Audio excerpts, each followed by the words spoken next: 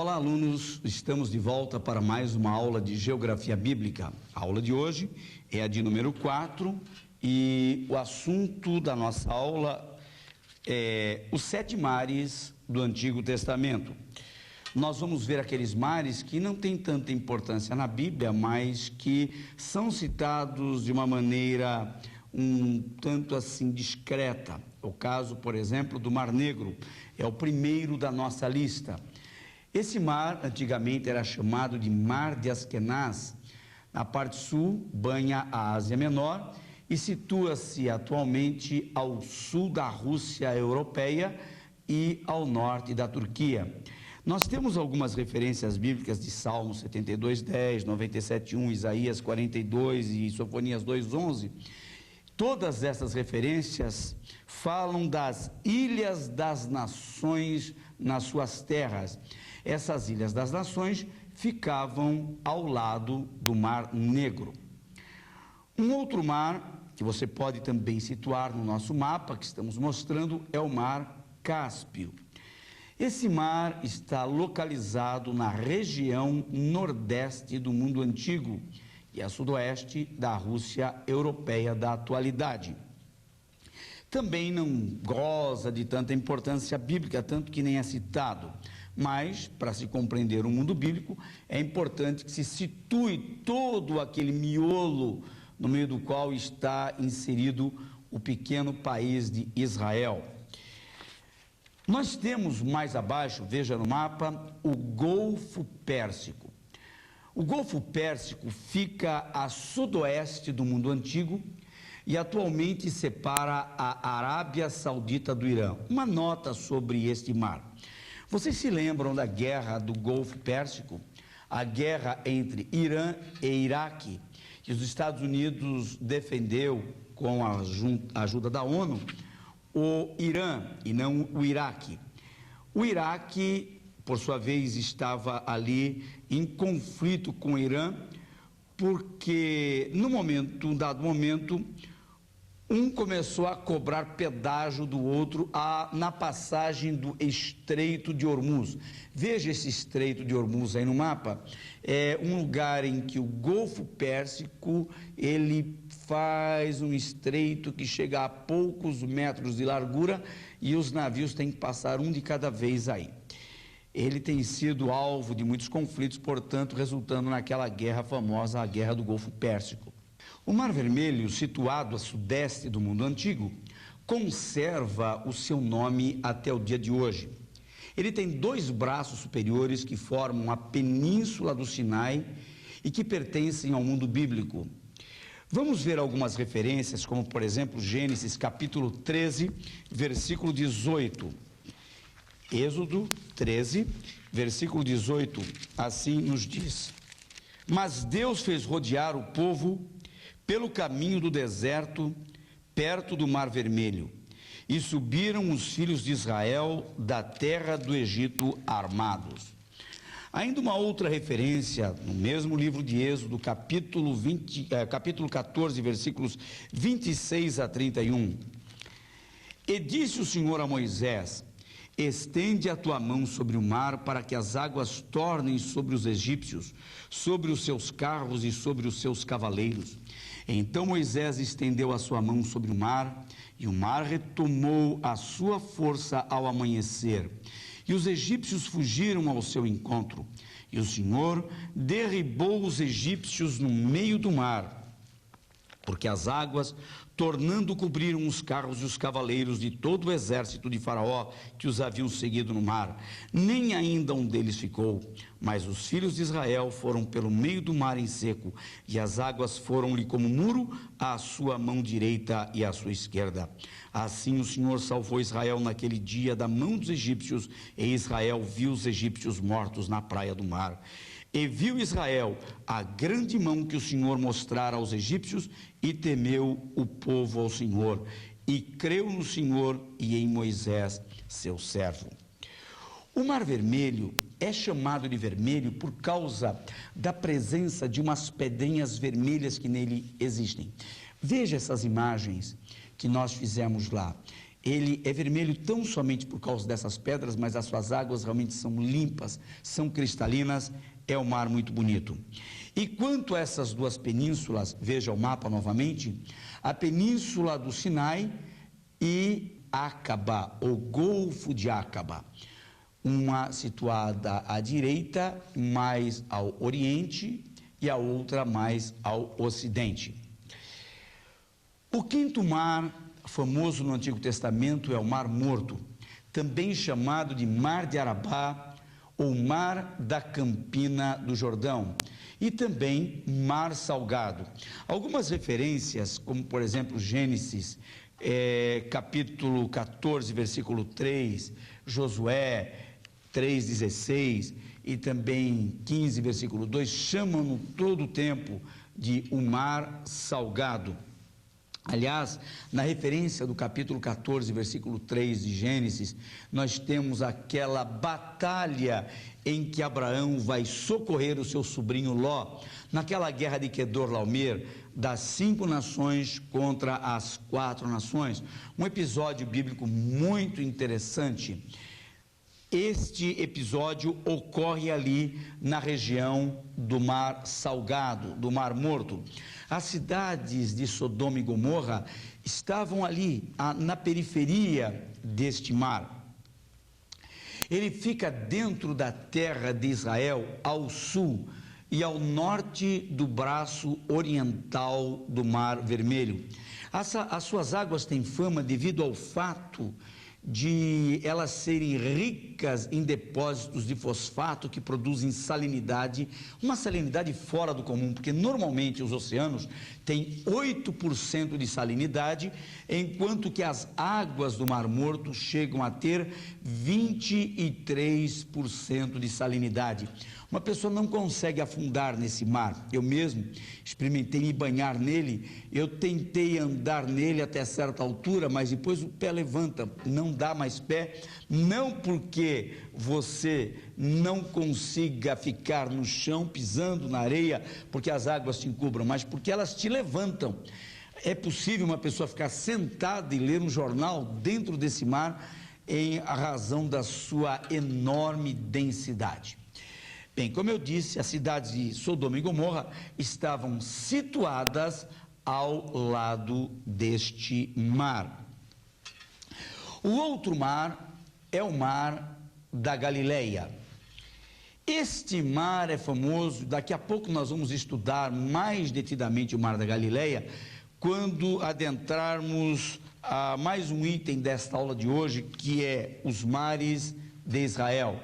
Este mar fica a cerca de 90 quilômetros ao norte do Mar Morto e é também chamado de Mar de Quinerete em Números capítulo 34, versículo 11, é chamado de Lago de Genezaré em Lucas capítulo 5, versículo 1 e Mar de Tiberíades em João capítulo 21, versículo 1. Você guardou? São 4 nomes dados a esse mesmo mar, tá? Vamos ver agora o 7º mar famoso do Antigo Testamento, que é o Mar Mediterrâneo, também chamado de Mar Ocidental. Algumas referências bíblicas no Antigo Testamento o citam, como Deuteronômio capítulo 11, versículo 24, e também Deuteronômio capítulo 34, versículo 2. Ele também é chamado de Mar Grande, porque esse mar já é, na verdade, um oceano, e ele faz a ligação do Oriente com a Europa. É o único grande mar conhecido dos hebreus, já que os grandes oceanos não lhes eram conhecidos. São 2 as vertentes de distribuição das bacias fluviais ou hidrográficas, a bacia do Mediterrâneo e a do Jordão. Quanto aos rios, as vertentes do Mediterrâneo, ou seja, são rios que desembocam, na verdade, no mar Mediterrâneo, que é o Mar Grande. Temos aí as chamadas vertentes de Belus, de Quizon, de Caná, Sorek, ou Soreg, Gaaz e Besor. Temos outras vertentes. O que são as vertentes? São aqueles rios que desembocam, são os rios que andam de lado. Você pensa, por exemplo, num rio central, é o caso, por exemplo, do Jordão, e você vê as suas vertentes, são aqueles rios que desembocam do lado, desembocam no Rio Jordão, ajudam a avolumar, portanto, as águas do rio central, do rio principal, do rio que é tronco. É como se você visse uma árvore com seu tronco principal e os galhos são as vertentes. Assim são as vertentes do Jordão. Quais são as vertentes do Rio Jordão? Nós temos, por exemplo, o Bareguit, Rasbani, Ledã e o Bânias. Bânias é uma vertente famosa, bem ao norte do Rio Jordão. O Rio Jordão é o principal rio de Israel. Ele corre de norte a sul. Onde ele nasce? Ele nasce ao pé do Monte Hermon e desemboca no Mar Morto. A sua foz é no Mar Morto, com uma extensão aproximada de 240 quilômetros. Portanto, ele atravessa o país inteiro de norte a sul. E as principais cidades que ladeiam, ou que estão à sua margem, são a cidade de Cafarnaum, Jericó, a cidade de Betsaida, e ele alimenta uma planície fértil onde se cultiva muitas frutas e, por exemplo, trigo, a uva e também a azeitona. Costuma-se dividir o curso do Jordão em 3 trechos, para um estudo mais detalhado. O primeiro trecho é o trecho que vai da região das nascentes, são 4 nascentes, até o lago de Merom, que também é conhecido como Hula. Deixa eu dar uma explicação sobre Hula. Veja aí no mapa, eu quero lhe mostrar, está vendo? Você vê nos mapas ainda, esse lago existe, ele é pequeno, ele existe nos mapas. Atualmente, se você for a Israel, você não vai ver mais esse lago de Hula ou Águas de Merom, porque secaram esse lago, propositalmente, e fizeram desse vale onde estava situado esse lago, que era relativamente raso, uma região de agricultura, excelente para a agricultura, porque é uma região úmida. Então hoje, se você for a Israel, você não vai encontrar mais o lago de Hula ou as águas de Merom, mas nos mapas, qualquer mapa que você ainda vir, que você vê qualquer mapa que você vê de Israel, você vai encontrar esse mapa. No mapa, digo, esse desenho do lago de Hula, que está um pouco acima do Mar da Galileia. Então, o primeiro trecho, repassando do Rio Jordão, desde que ele nasce ao pé do Monte Hermon, descendo, é aí onde antigamente estava o lago de Hula, o lago de Merom. Agora ele continua descendo e vamos encontrar o seu segundo trecho entre o lago de Merom e o Mar da Galileia. São cerca de 20 quilômetros com um declive de 225 metros. O terceiro trecho, veja aí no mapa, é o trecho em que o Rio Jordão percorre do lago de Merom ou do Mar da Galileia até o Mar Morto.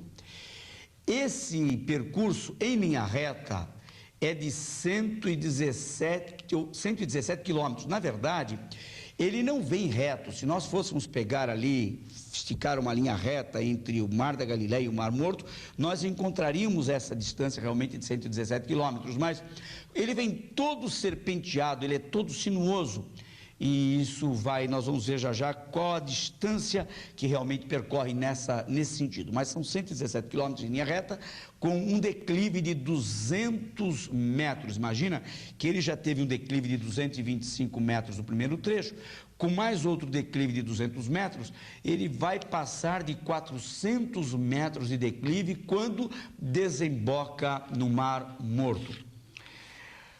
Além do Rio Jordão, nós temos outros rios ou ribeiros menos famosos, mas que são importantes lá em Israel, porque eles cooperam muito com a fertilidade da terra, sobretudo por se tratar de um terreno árido, por ser deserto, principalmente na parte mais baixa ou na parte sul da terra.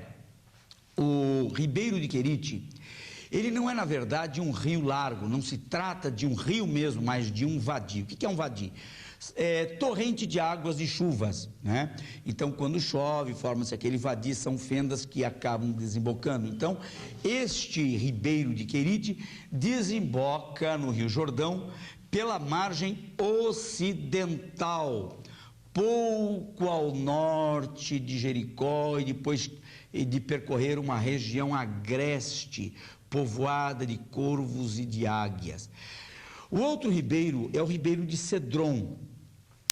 Foi no ribeiro de Cedron que ocorreu a fuga de Davi por causa da revolta de Absalão, seu filho. Isso está registrado no segundo livro de Samuel, capítulo 15, versículo 23.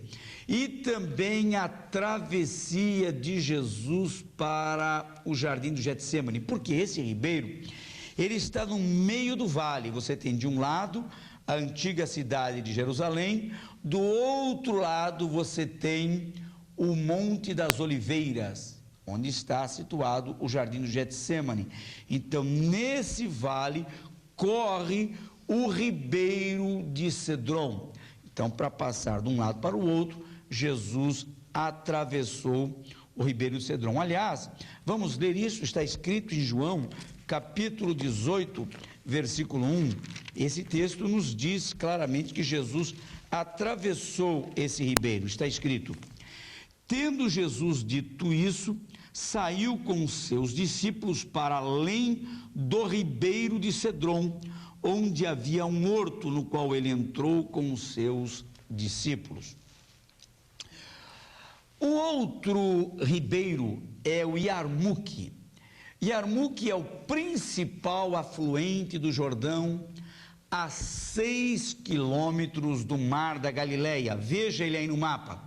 Fazia divisa da meia tribo de Manassés, e ele corre pelas gargantas dos montes até penetrar no Rio Jordão a 6 quilômetros. Não é mencionado nenhuma vez na Bíblia, mas é importante naquela região. O outro ribeiro é o ribeiro de Jaboque. Significa o local, ou o que derrama, né? O nome, o significado, a tradução da palavra Jaboque quer dizer isso, o que derrama. Foi ali, no Val de Jaboque, onde está o ribeiro de Jaboque, o local em que Jacó lutou com o anjo do Senhor, uma referência que você pode encontrar em Gênesis capítulo 32, versículo 22. E ele é bem longo, o percurso dele tem um total de 135 quilômetros. Ele separava as terras de Seom, rei dos amorreus, e as terras de Og, que era o rei de Bazã, e também serviu de limite entre as tribos de Gade e de Ruben, né? Você veja aí no mapa outra vez, olha aqui a divisão, você tem meia tribo de Manassés, você tem Ruben e você tem Gade. Então esse rio faz a separação entre os dois territórios que dizia respeito a essas duas tribos. O outro ribeiro, estamos no item 2.6 do nosso livro, é o ribeiro de Arnon. Arnon significa rápido e tumultuoso. Ele separava os territórios dos amorreus e dos moabitas. Olha aí, veja no mapa outra vez. Olha a região dos moabitas. Você tem os amonitas de um lado e os moabitas, né? Os moabitas e os amonitas eram parentes, eram irmãos, aliás, eram filhos incestuosos de Ló, eram povos terríveis, e eles assumiram grandes territórios a sudoeste de Israel, né? E esse ribeiro também fazia separação ajudava a fazer a separação entre a tribo de Ruben e a tribo de Moabe, ou a tribo de Ruben e o território de Moabe, né? Os profetas Isaías e Jeremias pronunciaram condenação contra Moabe. Referindo-se a Arnon, por exemplo, você vê aí no caso de Isaías capítulo 16, versículo 2, e Isaías capítulo 48, versículo 20. Então, esses dois profetas, eles referem-se a Arnon, e diz que exatamente numa ocasião em que está sendo proferida esta condenação contra os moabitas, que aliás não foram condenados poucas vezes, são muitas vezes mal citados na Bíblia pela qualidade de vida que eles viviam. Esse rio marca um importante episódio também nos dias do profeta Eliseu. Isso está lá no segundo livro dos Reis, capítulo 3, eu não vou ler a passagem, mas apenas para relembrá-lo, segundo Reis, capítulo 3, você vê lá que quando Eliseu salva os 3 reis e os seus exércitos, isto acontece naquela região do ribeiro de Arnon. Por último, o ribeiro de Zered. Então você vê esses 4, Yarmuk, Jaboque, Arnon e Zered, o quarto é Zered, que fica mais ao sul, quer dizer exuberante. Localiza-se entre Moabe e Edom, a terra dos Edonitas, os Edomitas. Eles são um povo terrível, né? Também a Bíblia não fala bem desse povo. Aliás, os povos que habitavam a terra, nós vamos ver numa das nossas aulas, que tanto os povos vizinhos quanto os habitantes da terra, eram todos povos muito perversos, e Deus instruiu Israel a se preparar para lutar contra eles, porque sabia do grau de periculosidade que esses povos representavam, né? Bom, hoje o ribeiro de Zered é conhecido como um Vadi Kerak. Já expliquei há pouco o que é um vadi. O vadi é mesmo que? O vadi é uma torrente de águas de chuvas. Então, quando vem as chuvas, forma aquela enxurrada e acaba se parecendo com o rio. Mas o vadi só tem água mesmo em tempo de chuva. Não havendo chuva, não tem águas próprias, porque eles não decorrem de uma nascente, né? Bom, na verdade, ele é conhecido como Vadi, mas ele tem, excepcionalmente o Zered, tem uma nascente lá nas montanhas de Moabe e acaba terminando a sudoeste do Mar Morto. Os hebreus o cruzaram ao deixar Cades Barneia, lá em Deuteronômio capítulo 2, versículos 13 e 14. Agora há outros rios, né, famosos na Bíblia, no Antigo Testamento, mas que estão fora do território de Israel. Por exemplo, o rio Nilo, que está lá no Egito, ele atravessa o Egito do norte ao sul do país, né? E você tem mais ao oriente os 2 rios famosos principalmente no Gênesis, porque o Jardim do Éden foi construído por Deus entre esses 2 rios, que são o Tigre, o Eufrates também. Esses rios são famosos na história da Babilônia, né? Porque a Babilônia estava situada entre esses 2 rios. Vamos agora aos mares de Israel. Agora estamos falando dos mares, mas não num contexto mais amplo, mais genérico, como nós vimos há pouco, num contexto do Antigo Testamento, onde são mais citados. Agora nós vamos ver dentro do país. Imagine um país tão pequeno como Israel ter tantas montanhas, rios e mares famosos, né? Nós temos, novamente, o Lago de Merom, que é conhecido como Lago de Hula, que media 5, ainda se você lê, mede historicamente, porque já deixou de medir em razão de ter sido substituído por uma lavoura. Ele mede 5 quilômetros de largura, em terreno pantanoso. Ficava a uns 16 quilômetros ao norte do Mar da Galileia. Realizou-se uma batalha muito famosa, uma batalha histórica aí em Josué, capítulo 11, versículos 1 a 8. Vamos ver qual foi essa batalha? Veja aí, Josué, capítulo 11, versículos de 1 a 8, no tempo do substituto de Moisés.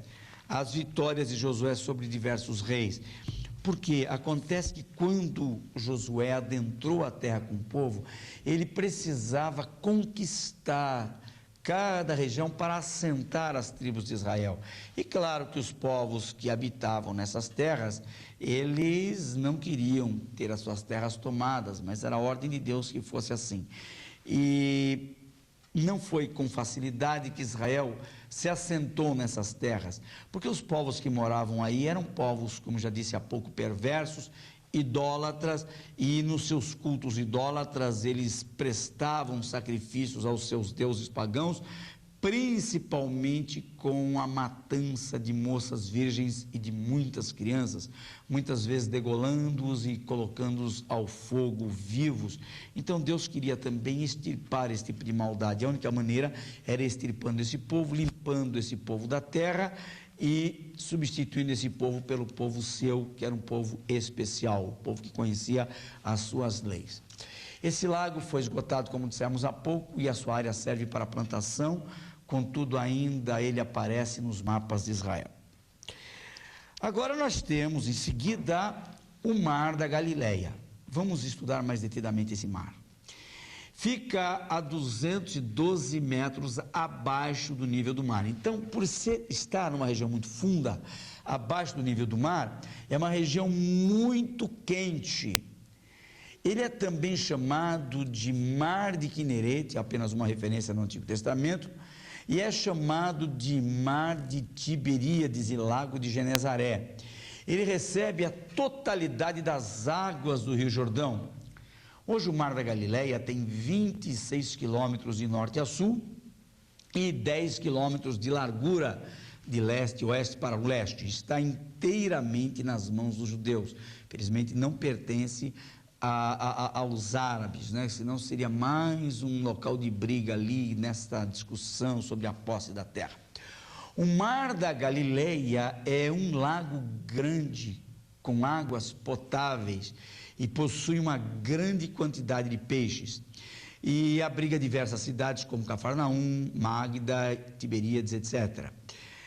Depois de alimentar as águas do Mar da Galileia, você vai ver que o Rio Jordão vai continuar descendo para a parte sul. Mas eu quero falar ainda um pouquinho mais sobre o Mar da Galileia para você, e você não vai encontrar aqui no livro que eu vou lhe dizer. Você lembra do Mar da Galileia pelos episódios? Por exemplo, nós temos alguns episódios interessantes.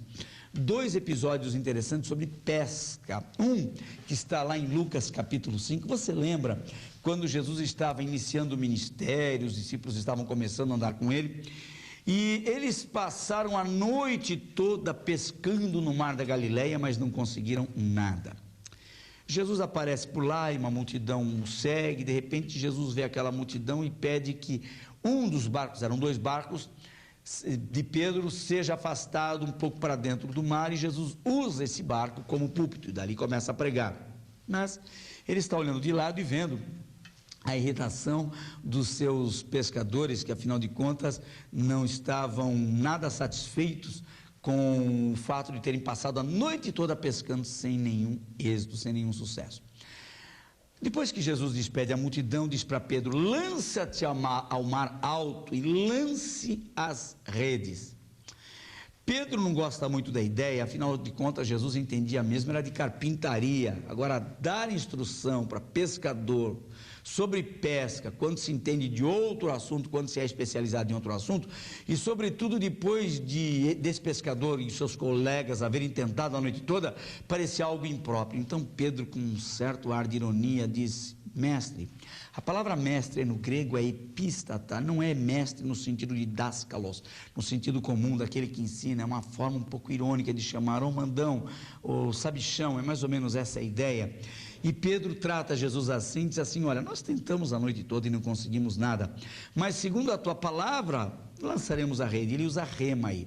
A palavra rema, que muitas vezes é explorada como se fosse uma palavra mágica, é uma palavra que não dá realmente essa ideia no grego, né? Pedro usa rema, diz: olha, segundo a tua palavra, o Senhor está dizendo, nós vamos fazer isso. Porque Pedro não cria, realmente não cria que fosse dar certo. Mas quando ele, os seus colegas, ele se afasta da praia com o mar e lança a rede prende, há um peso, os peixes são abundantes. Pedro aí então fica espantado e dá sinal para que o outro barco vá ao encontro deles, para ajudá-lo a tirar tantos peixes. E aí Pedro fica envergonhado por ter sido incrédulo e por ter tratado Jesus da maneira como tratou. E então, quando a gente ouve os pregadores dizendo: segundo a tua palavra lançarei a rede, muita gente se alegra, glória a Deus, aleluia, amém. Não foi com esse espírito que Pedro falou isso, não. Ele disse assim: ó, o senhor está dizendo, eu vou fazer, mas já sim, o senhor sabe que o mar hoje não está para peixe. e fica surpreso. Então ele se arrepende da atitude. O próprio contexto é bem claro na interpretação da palavra que está sendo aplicada de uma forma um tanto quanto equivocada. E nessa hora Pedro diz: Senhor, ausenta-te de mim. Você por acaso pediria para Jesus ir embora da sua vida, a não ser por ter cometido um erro muito grande? Ausenta-te de mim, porque sou um homem pecador. Agora, outros episódios, temos aquele de João 21, em que depois da ressurreição, Jesus chega ali à beira do mar da Galileia e vê os discípulos tentando pescar, e Jesus aparece na praia. Ele, de onde tirou os peixes, nós não sabemos, ele está com um peixe assando ali na praia, a uns 90 metros de distância entre onde ele está e o barco dos discípulos. Eles tentam, jogam a rede para um lado, jogam a rede para o outro. Jesus aparece lá e grita: lancem a rede para o lado direito. Eles lançam a rede para o lado direito e vem 153 grandes peixes. Então, são dois episódios muito bonitos em que Jesus faz o milagre da pesca. Mas há dois outros milagres interessantes ainda ocorridos no Mar da Galileia e que não estão ligados à pesca, mas ao terror. No Mar da Galileia, apesar de ser um lago muito grande, como dissemos, ele tem aí uma distância que não é tão grande para ser justificado como um mar, seria mais uma represa para nós, mas é chamado de mar. Jesus, após ter multiplicado os pães e peixes, lá você pode ver isso em João capítulo 6, versículo 16 em diante, você vê que Jesus manda os discípulos adentrarem no barco e atravessarem para o outro lado, mas começa a bater um vento forte, de vez em quando essa surpresa, um vento chamado siroco, que ele é resultante de uma inversão térmica, ele começa a criar uma tempestade. Então quando Jesus chega lá, ele não chega à beira do mar e vai até o barco usando outro barco, ele vai caminhando sobre as águas. E os discípulos, já apavorados pelo vendaval e pensando que vão morrer, vão sucumbir ali, vão naufragar com a tempestade, de repente vem ao longe um homem caminhando sobre as águas. Eles já tinham visto Jesus fazer grandes milagres, mas essa de andar sobre as águas, eles nunca tinham visto e nem imaginavam que isso seria possível. E aí eles fazem vazar um pouco da sua crença, uma crença ainda um tanto quanto absurda, crença em fantasma. Eles olham para Jesus e pensam que ele é um fantasma e ficam mais apavorados ainda. E Jesus então chega para dar a eles mais algumas lições. Uma delas é para limpar a mente deles desta mística, desmistificá-los, tirar deles a crença no absurdo. Tem tanta gente que acredita no absurdo, né?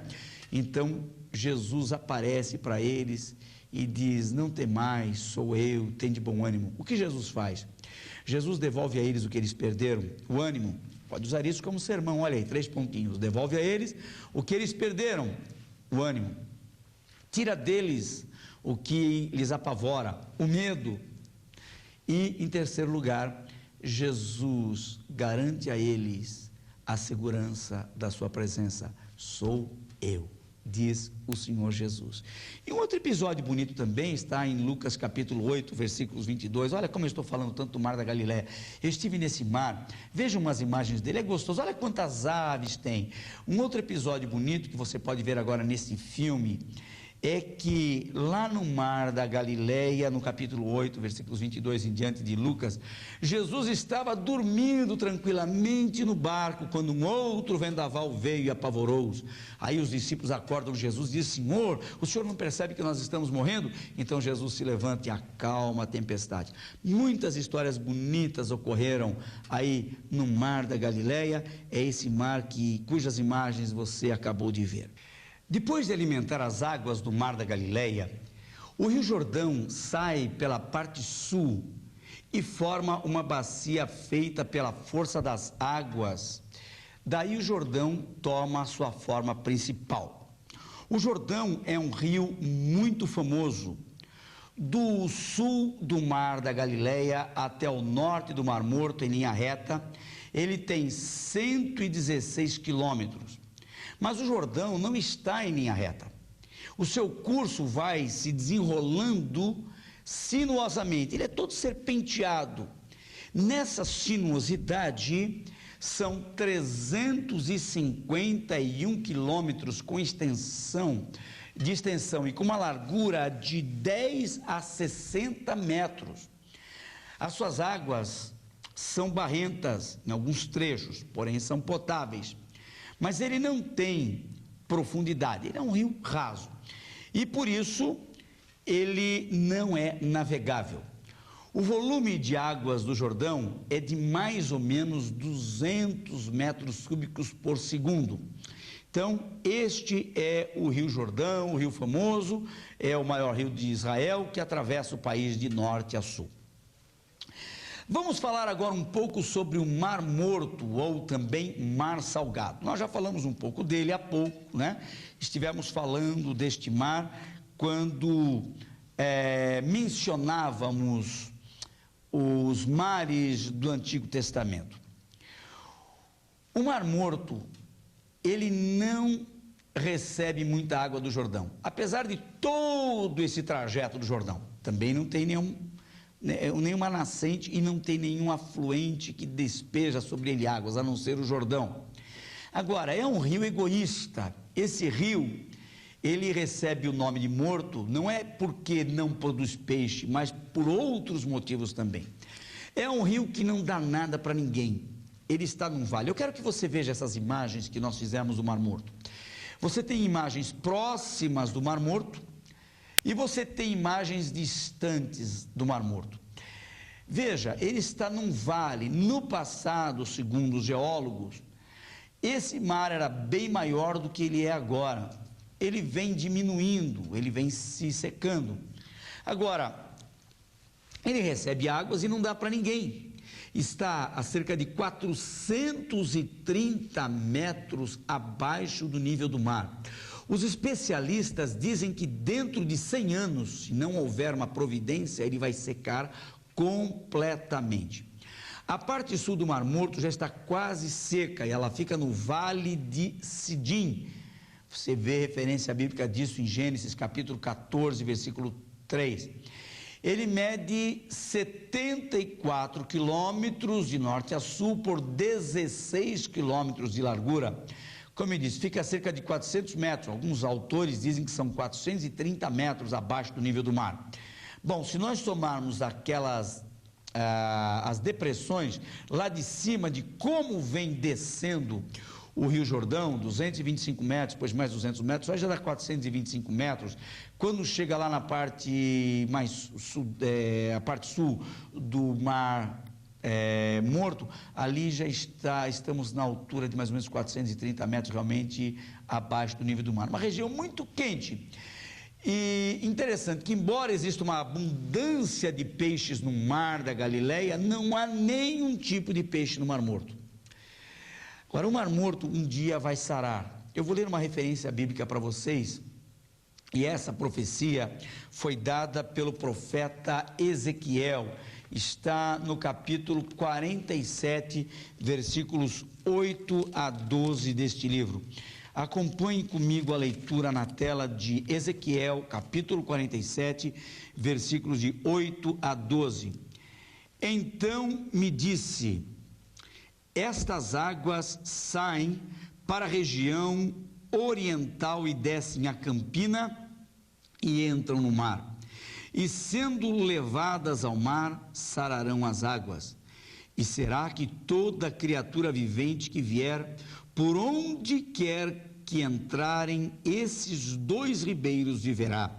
E haverá muitíssimo peixe, porque lá chegarão essas águas e sararão, e viverá tudo por onde quer que entrar esse ribeiro. Será também que os pescadores estarão junto dele, desde En-Gedi até em Eglaim. Haverá um lugar para estender as redes. O seu peixe, segundo a sua espécie, será como o peixe do mar grande, em multidão excessiva. Mas os seus charcos e os seus lamaceiros não sararão, serão deixados para sal. E junto do ribeiro à sua margem, de uma e de outra banda, subirá toda sorte de árvore que dá fruto para se comer. Não cairá sua folha, nem perecerá o seu fruto. Nos seus meses produzirá novos frutos, porque as suas águas saem do santuário, e o seu fruto servirá de alimento, e a sua folha de remédio. Essa profecia diz respeito a uma época quando o Mar Morto irá sarar. Com certeza, esse tempo refere-se a um período especial na história, período que Deus reservou para cumprir algumas profecias que ainda não se cumpriram, relativas à terra de Israel, ao território, a toda a dimensão de terra que o Senhor prometeu a Israel, que ainda não se cumpriu. E para quem é pré-milenista, esse período se encaixa perfeitamente dentro desta visão da profecia, ou seja, o período de 1000 anos. Algumas pessoas têm outra posição com respeito ao milênio, uns são amilenistas, não creem que o milênio exista, que seja um período, uma linguagem retórica, figura de linguagem na Bíblia. Outros creem que nós já estamos no milênio, né? Mas se o milênio trata de 1000 anos de paz, eu queria entender esta ausência de paz. Mas meus respeitos, e a nossa aula também não é de escatologia, é de geografia, mas é que às vezes a geografia nos impele, nos força a pensar em alguns aspectos doutrinários da Bíblia, né? Muito bem, então este mar, que é o Mar Salgado, tem ali, num dos seus lados, um palácio, o palácio de Herodes. Herodes ele era um homem muito medroso, ele era rei, mas era um rei apavorado. E ele tinha alguns palácios distribuídos em algumas regiões da terra de Israel. Mas um dos seus grandes palácios, vejam umas imagens das suas ruínas, estão lá em Massada. Vejam esse monte Massada. Massada é uma montanha que está ao lado desse vale, onde se situa o Mar Morto, ou também Mar Salgado.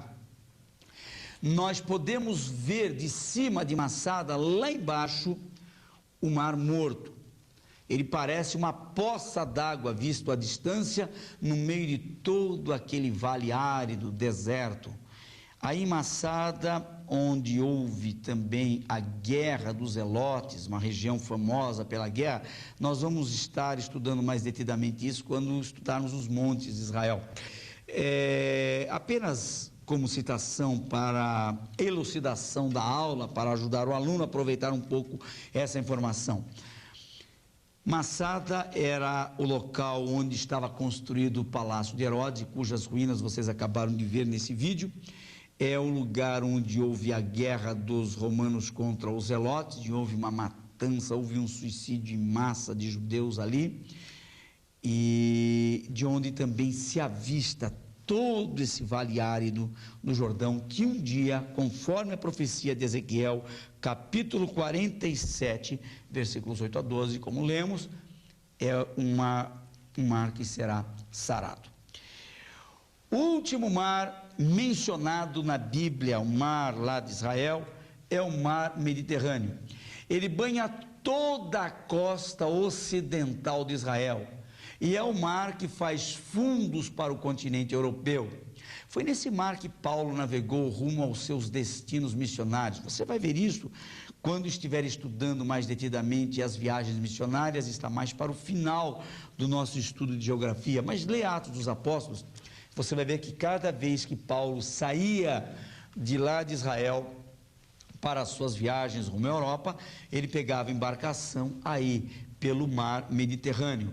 Veja no mapa o mar Mediterrâneo. Este mar é um oceano, como já acabamos de dizer, e foi também daí, do porto de Jope. Hoje, Jope faz parte, ali está em Tel Aviv. Muita gente acha que Tel Aviv é a capital de Israel. A capital política de Israel é Jerusalém, e alguns acham que a capital econômica, dizem que a capital econômica é Tel Aviv, por ser Tel Aviv uma cidade de muitos prédios, de muito comércio. Parece que os círculos financeiros mais abundantes realmente ocorrem em Tel Aviv. Mas em Tel Aviv é que está o porto de Jope. Veja essas imagens do porto de Jope. Foi aí que Jonas então tomou a sua embarcação rumo ao norte para chegar à cidade de Tarsis, lá na Síria.